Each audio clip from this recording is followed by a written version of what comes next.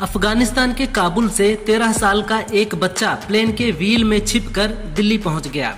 Airport पर पहुंचने के बाद इधर उधर घूमते देख पुलिस ने उसे हिरासत में ले लिया।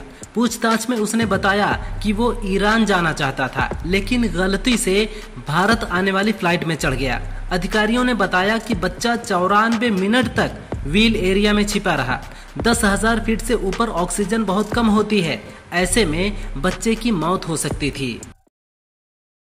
यूपी सरकार में पशुधन मंत्री धर्मपाल सिंह ने कल उन्नाव का दौरा किया। इस दौरान उन्होंने आई लव मोहम्मद पोस्टर विवाद पर कहा कि कानून से किसी को खिलवाड़ करने नहीं दिया जाएगा, दोषियों को बख्शा नहीं जाएगा। प्रशासन ने इस मामले में कुछ लोगों को गिरफ्तार किया है। दरअसल कल उन्नाव में मुस्लिम समुदाय के युवकों ने जुलूस निकालकर सर तन से जुदा के नारे लगाए थे। इसके बाद पुलिस ने 4 युवकों को हिरासत में ले लिया है। 5 सितंबर को कानपुर में 12 वफात जुलूस निकाला गया। हर साल जहां जुलूस का टेंट लगता था, इस बार नई जगह टेंट लगा और आई लव मोहम्मद का पोस्टर भी लगाया गया। इस पर हिंदू पक्ष ने विरोध किया। बवाल बढ़ा तो पुलिस ने मोर्चा संभाला। इस दौरान मुस्लिमों पर FIR की खबर उड़ गई और ये विवाद देश भर में फैल गया। मुस्लिम समाज के लोग इसके विरोध में प्रदर्शन करने लगे। हालांकि DCP ने कहा कि किसी पर FIR नहीं की गई है। खालिस्तानी आतंकी गुरपतवंत सिंह पन्नू ने एक वीडियो जारी कर दिवाली के मौके पर अयोध्या में अंधेरा करने की धमकी दी है।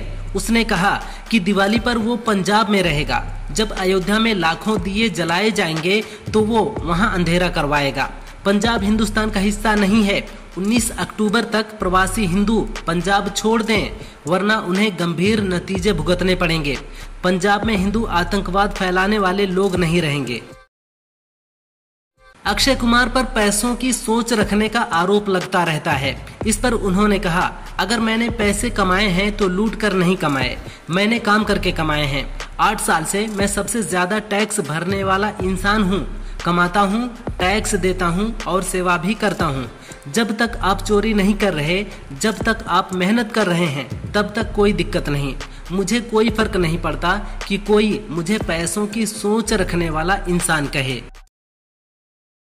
GST की नई दरों पर पश्चिम बंगाल की CM ममता बनर्जी भड़क गई हैं। उन्होंने कहा कि PM मोदी इसका अनुचित श्रेय ले रहे हैं। उनके इस फैसले से राज्य को 20,000 करोड़ रुपए का घाटा होगा।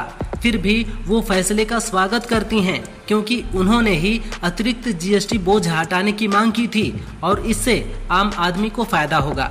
सरकार ये बताए कि 20,000 करोड़ रुपए के राजस्व नुकसान के बाद हमें पैसा कैसे मिलेगा। गृह मंत्री अमित शाह ने एक इंटरव्यू में GST रिफॉर्म पर बात की। उन्होंने कहा, ये सुधार गरीब, युवा, किसान और महिलाओं की सेवा करने के PM मोदी के दृढ़ संकल्प का प्रमाण है। जब इतिहासकार अलग अलग प्रधानमंत्री की तुलना करेंगे तो पता चलेगा कि सबसे अधिक उपलब्धियां नरेंद्र मोदी के कार्यकाल में मिली हैं। पहले भारत की विदेश नीति बगैर रीढ़ की हड्डी की तरह थी। PM मोदी ने विदेश नीति के लिए रीढ़ की हड्डी की तरह कार्य किया। यूपी से सास बहू के रिश्ते की एक ऐसी मिसाल सामने आई है जिसने समाज में प्रेम और त्याग की नई परिभाषा गढ़ दी है। यहाँ एटा की रहने वाली एक महिला ने अपनी बहू को किडनी दान कर उसकी जिंदगी बचा ली। सास ने कहा, वो बहू नहीं बेटी जैसी है। संक्रमण की वजह से बहू की दोनों किडनियां 75% खराब हो गई थीं। ट्रांसप्लांट ही एकमात्र विकल्प बचा। सगी मां ने मना कर दिया तो सास बीनम देवी आगे आईं और बहू की जान बचा ली।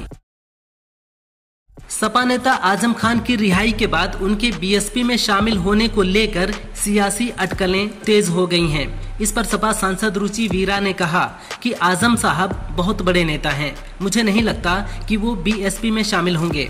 वहीं शिवपाल यादव ने कहा कि वे कहीं नहीं जा रहे हैं।